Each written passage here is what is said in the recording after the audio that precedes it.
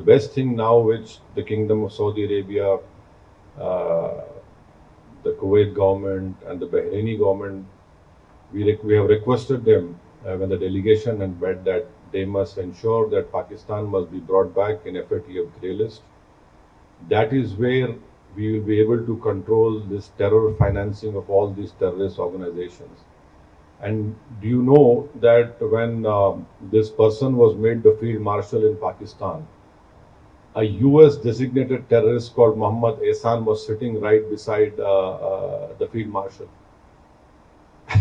So this is complete. He's a US designated terrorist called Muhammad Ehsan.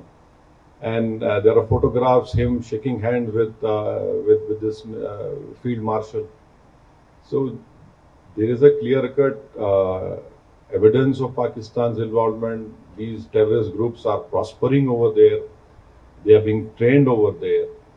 And their whole task is to destabilize India, to create more Hindu-Muslim riots in India.